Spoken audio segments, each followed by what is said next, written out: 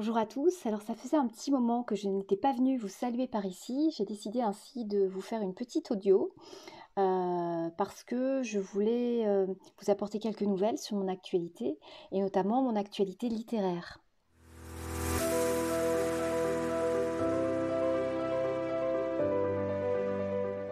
Alors bienvenue sur ma chaîne. Pour ceux qui ne me connaissent pas, je m'appelle Karine, je suis écrivain, coach mental et spirituel et je vous accompagne sur votre chemin d'éveil pour vous réaliser et réaliser vos rêves. Amour, carrière, entreprise, dépassement de soi. Vous êtes en vie pour réaliser vos rêves.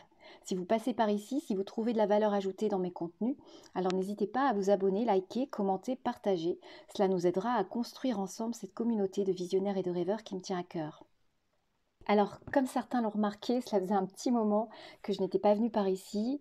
Et d'ailleurs, je remercie tous les auditeurs qui m'ont envoyé de nombreux messages comme quoi les vidéos leur manquaient. Ça m'a beaucoup touchée. Ça m'a fait aussi beaucoup réfléchir à comment donner suite à ce travail que j'ai initié fin 2022 sur cette chaîne, tout en m'investissant dans d'autres domaines qui sont importants pour moi, donc j'y reviendrai, bien sûr.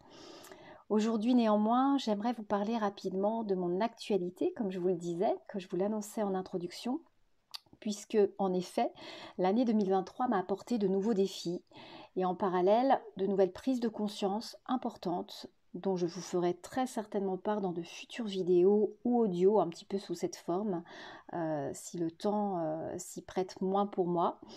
Néanmoins, pour garder un petit peu ce contact, cette connexion ensemble. Alors pour ceux qui ont écouté ma vidéo sur le voyage du héros, eh bien j'ai compris que j'étais moi-même dans les dernières étapes de ce voyage, c'est-à-dire le retour, qui est une étape pas des moindres, le retour dans ma réalité propre, c'est-à-dire celle qu'à un moment on est tous plus ou moins tentés de fuir pour aller s'explorer, explorer son être. Et tout ce sujet, je le redéploierai pour vous, j'en reparlerai très certainement, notamment pour vous faire un parallèle dans le cadre de mon propre processus personnel que j'ai amorcé maintenant, il y a à peu près 4 ou 5 ans, et qui pourra peut-être vous donner des clés sur votre propre cheminement à vous. Voilà, donc ça a été une année 2023 de profondes et nouvelles introspections, une année où je me suis beaucoup laissée guider par ma propre guidance, c'est le cas de le dire, plutôt que mes anciens modes de fonctionnement qui étaient de vouloir trop contrôler mon monde extérieur ou les événements autour de moi sur lesquels je ne pouvais avoir de prise. J'ai accepté aussi de prendre soin de mon corps, de ma santé et de donner une vraie priorité à ma santé. Et c'est finalement dans cet espace-là de pause, pas forcément très confortable cette pause, mais que j'ai pu enfin en juillet dernier donner naissance à un nouvel ouvrage, Divine Providence, qui a été publié en mars, le 1er mars dernier, et dont je vous reparlerai également très certainement pour vous donner plus de détails, de consistance concernant cet ouvrage. Donc un ouvrage qui est aujourd'hui édité, publié. Et c'est ce qui m'amène aujourd'hui à vous parler de l'écriture. Car l'écriture fait partie de mon actualité aujourd'hui. Ça fait partie aussi d'un processus de guérison à mon sens. L'écriture, elle a pris un espace important pour moi déjà depuis 3-4 ans et notamment aussi cette année 2023. Comme ça avait été le cas déjà en 2020, en 2021, et j'en profite aussi pour vous transmettre comment moi je perçois l'écriture. Donc c'est quelque chose qui peut se pratiquer de différentes manières. C'est selon moi un véritable espace de guérison pour tout à chacun. Et d'ailleurs je vous encourage à mettre en place, pourquoi pas, un carnet intime, un carnet quotidien, à visée thérapeutique, connaissance de soi, pour poser par écrit les émotions qui vous traversent. Ça permet de asseoir tout ce qui est présent dans le subconscient, souvent sans conscience justement, et qui vient à la clarté de l'esprit, comme ça, qui permet aussi de structurer la pensée et de ne pas être finalement tributaire et des pensées dans le grand flot des égrégores collectifs. Alors, ça, je reparlerai aussi, parce que malheureusement, ce qui est important aussi à noter, c'est qu'avec les réseaux, cet exercice-là se perd. On est tenté d'aller un petit peu développer notre acuité visuelle, la rapidité de l'information, etc. Et on oublie un petit peu de prendre soin de soi, de prendre soin de ses propres pensées, de ses propres mécanismes. Et ça, c'est vraiment un travail qui vous permet de passer de la théorie, de tout ce que vous pouvez écouter, percevoir, entendre au travers des vidéos, des livres, etc., à votre propre pratique spirituelle. De la même manière que la poésie est un accès universel, c'est-à-dire que c'est un accès que chacun peut commencer à explorer de manière simple, simplement en se connectant à son état d'être, à ce que l'état d'être est en train de vivre dans l'instant, et en posant des mots, voilà, et en s'efforçant de reconnecter l'âme d'enfant qui sait regarder le monde avec un regard poétique, qui sait voir tout ce qu'il y a de beau à extraire dans le monde. Donc aujourd'hui, je dirais qu'il y a deux catégories d'auteurs.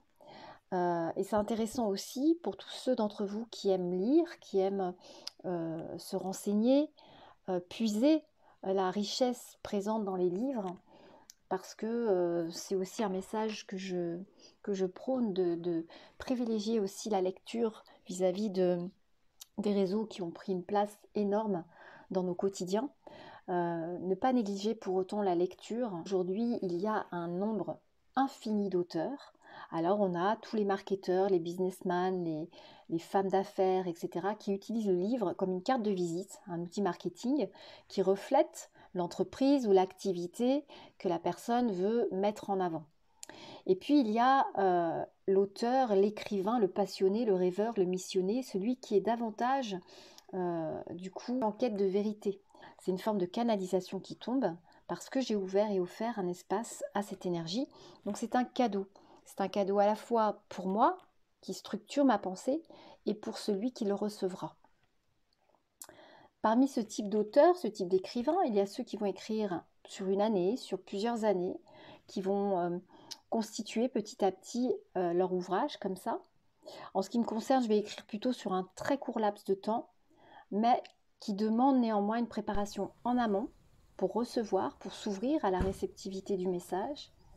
Et puis, lorsque l'écriture a été comme ça très intense, qu'elle est arrivée, comme c'est le cas pour Divine Providence, dont je vous mettrai le lien sous la vidéo pour ceux que ça intéresse, eh bien le livre a été bouclé en 12 jours, nuit et jour, non-stop.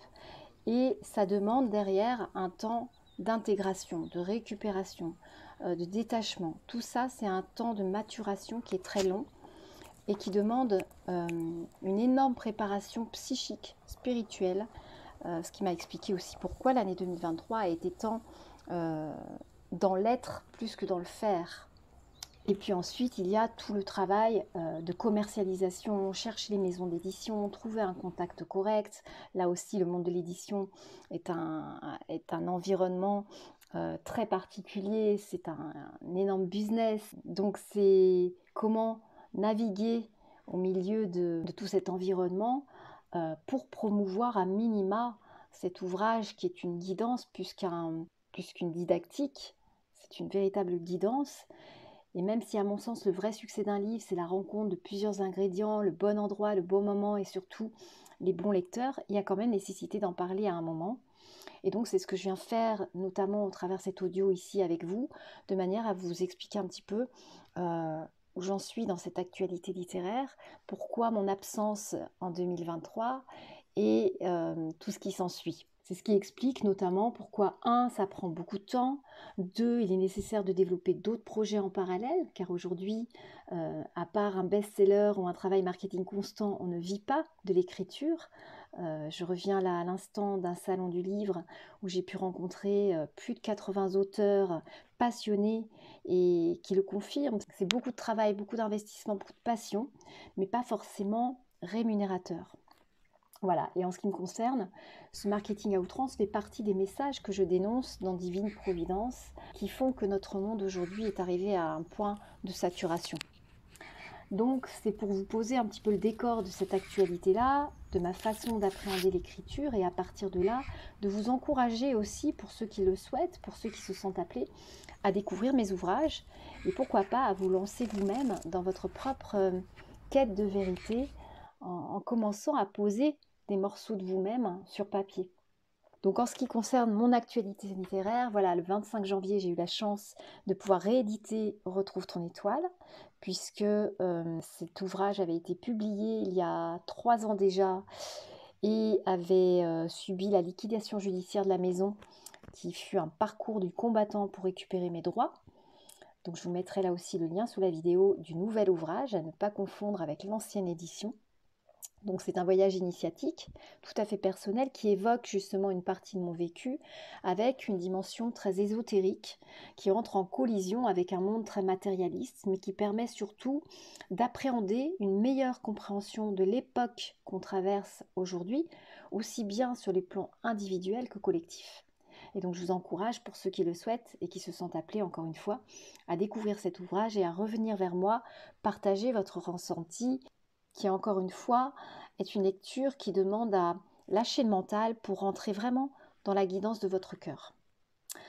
En conclusion, pour ne pas être trop longue sur cet audio, le message que je veux laisser derrière cet audio, c'est oui, écouter des conférenciers, écouter des vidéos pour s'instruire, s'éduquer, c'est important.